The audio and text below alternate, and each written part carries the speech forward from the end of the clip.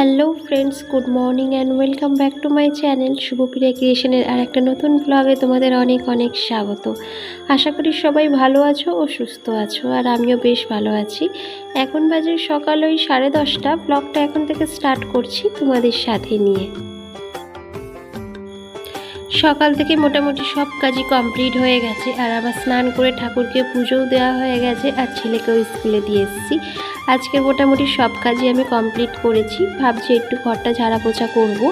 তো যেহেতু স্নান হয়ে গেছে, ইচ্ছা তো করে না, কিন্তু কি বলো তো, সকাল সকাল স্নান করে পুজোটা দিলে বেলার দিকে অতটা চাপ থাকে না। তো ভাবছি কি একটু ওপর করে সব কিছু একটু মোছামুছি করে নেব। তার আগে একটু রান্না বসিয়ে দিই। রান্না বলতে আজকাল একটু ডাল বানাবো শুধু, না তার সঙ্গে কিছু ভাজাভুজি বানিয়ে নেবো, কারণ আজকে রান্নার চাপ সেরকম চাপ নেই। তো ভাবছি হালকা পাতলা কিছু রান্না দুপুরের জন্য করে নেব।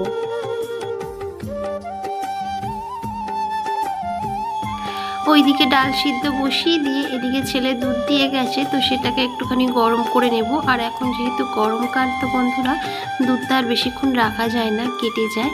আর যেহেতু আমার ফ্রিজ আপাতত এখনও নেই, তো ফ্রিজেও তো রাখা যায় না, কারণ বারবার না এইভাবে ধরো সকালে একবার গরম করে রাখলাম, আবার সন্ধেবেলা একবার গরম করে ছেলেকে দেবো। আর এই যে দেখো রান্না ওইদিকে চলছে, আর এইখানে আমি একটু পোছাপুছি করছি, মানে দরজা জানলাগুলো একটুখানি ভালো করে মোছামুছি করে নেব। প্রতিদিনই ভাবছি যে করব, কিন্তু আজ করব কাল করব করে কোনো মতেই হচ্ছে না।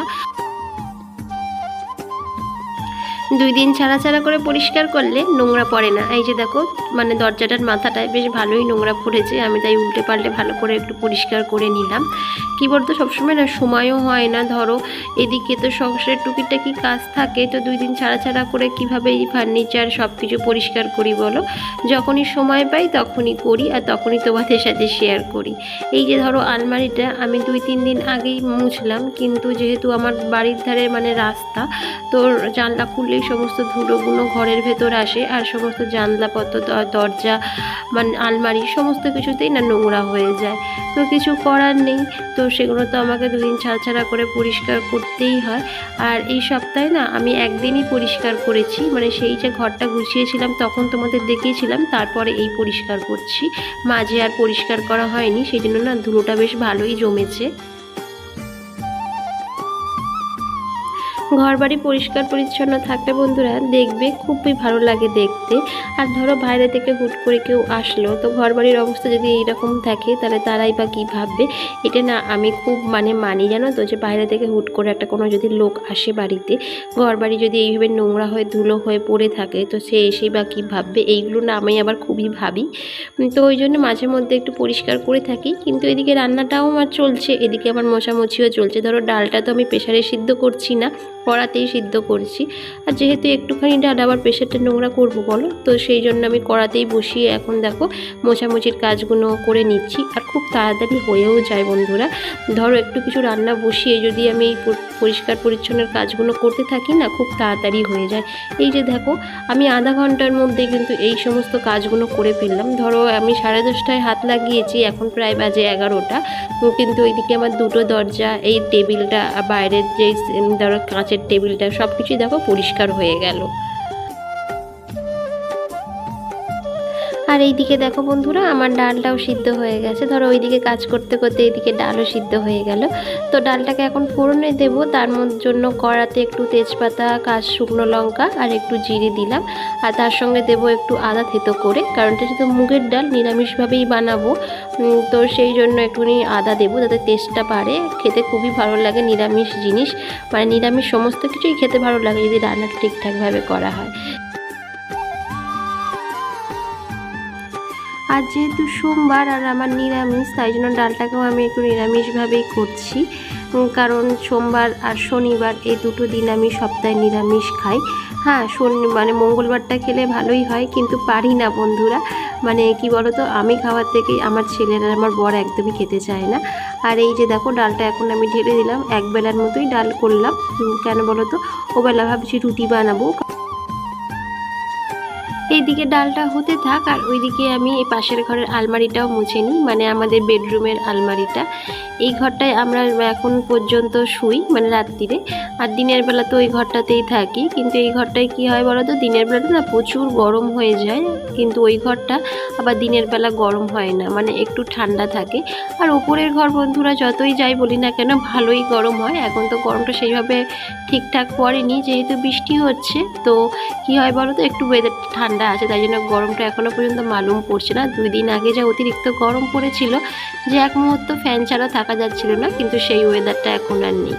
আর এই যে দেখো আলমারিটা মুছে এখন চলে আসলাম ড্রেসিং টেবিলটাও মুছতে, কারণ ড্রেসিং টেবিলটার অবস্থাও আমার খুব খারাপ। গোছানো তো সমস্ত জিনিস আছে বন্ধুরা, কিন্তু প্রায় ডাস্ট হয়ে গেছে, এতটা ধুলো পড়েছে ওপর থেকে। তো একটু হালকা করে ওপর থেকেই এখন মুছে নেব, ডিপ ক্লিনার সেইভাবে করব না।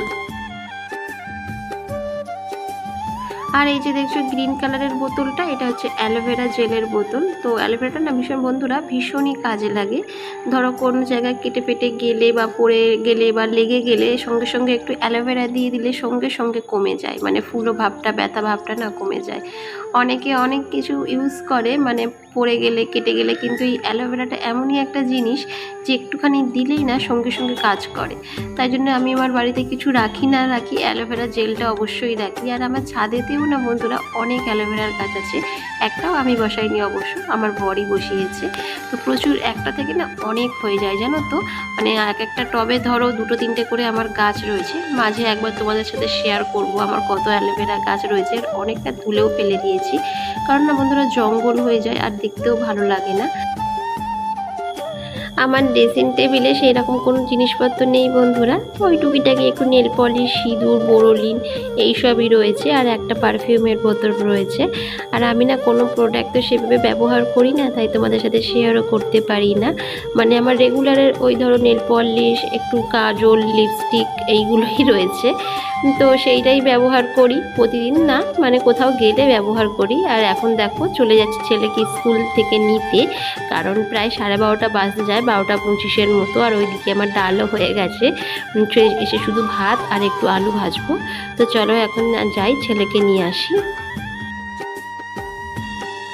আর এই যে দেখো ইনি একদম এসেই শুয়ে পড়েছে বিছনায়, কারণ খুবই টায়ার্ড হয়ে গেছে, মানে আমার থেকে বেশি ও টায়ার্ড হয়ে গেছে পড়াশোনা করে। আর এই যে দেখো আসার পথে একটা কিন্ডার জয় কিনে এনেছে, মানে স্কুল থেকে আসার পথে যাই দেখবে সেটাই ওর লাগে।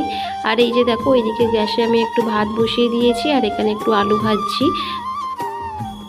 আলুটায় না বন্ধুরা আমি অনেকক্ষণ আগেই একটুখানি কেটে নুন হলুদ মাখিয়ে রেখেছিলাম, যাতে তাড়াতাড়ি নরম হয়ে যায়। আর কড়াতেও না অনেকটা তেল দিয়ে ফেলেছি, কারণ কি বলতো, আগের দিনকারের না আমি পাঁপড় ভেজেছিলাম, সেই তেলটা দিয়ে এখন আলুটা আমি ভাজবো, যাতে একটু মুচমুচে হয়ে যায়। আর এই যে দেখো এখন আমার ভাতও হয়ে গেছে। আর এখন এই যে ছেলের জলের বোতলটা ধুয়ে দিয়েছিলাম, তো এটা যেখানকার থাকে তো সেখানে গিয়েই এখন রাখছি, কারণ এটা ওর স্কুলের বোতল, ওর ঘরের বোতল আলাদা করে রাখা আছে। আর এই যে দেখো বন্ধুরা আমার আলু ভাজাটা হয়ে গেছে, আর বেশ ক্রিস্পি হয়েছে, রেখে দিলে হয়তো নরম হয়ে যাবে, কিন্তু আমার ভাত খেতে খেতে হয়তো এটা একবারে নরম হয়ে যাবে। কারণ কি বলতো, এখনও অনেক কাজ, ছেলেকে খাওয়াবো, তারপরে তো নিজে খাবো, কারোকে স্নানও আমি করিয়ে দিয়েছি। আর এই যে দেখো এখন চলে এসেছি ছেলেকে খাওয়াতে, কারণ ওকে না খাওয়ানো পর্যন্ত আমি নিজে খাবো না। আমি এটাই করি, মানে মা তো মনটা মানে না, ছেলে আগে খাবে তারপর তো আমি খাবো বলো। তো এখন দেখো ওকে একটু ডাল আর আলু সিদ্ধ দিচ্ছি, কারণ ও আলু ভাজা কোনো মতেই খাবে না, চিল্লামিল্লি শুরু করে দেবে। আমার ছেলেটা না যে কী হয়েছে ভগবানই জানে, হয়তো খাওয়া এখনও সেভাবে ঠিকঠাক শেখিনি জানো তো, মানে ধরো টেস্টি কোনো জিনিস আমি ওকে দেবো তো ওর খেতে ভালো লাগবে না, ও রেগুলার যেটা খায় সেটাই ও খাবে, এটাই হয়েছে গেছে ওর অভ্যাস। একদিক দিয়ে ভালো, মানে কোনো ঝামেলা থাকে না খাবার, মানে বায়নাও করে না খাবার জন্য। হ্যাঁ, মুরগির মাংসটা করলে তখনও বেশ ভালোভাবেই ভাত খেয়ে নেয়। তো বন্ধুরা আজকের ভিডিওটা এখানেই শেষ করছি, যদি ভালো লাগে please like share and comment করো আর সাথে থেকো।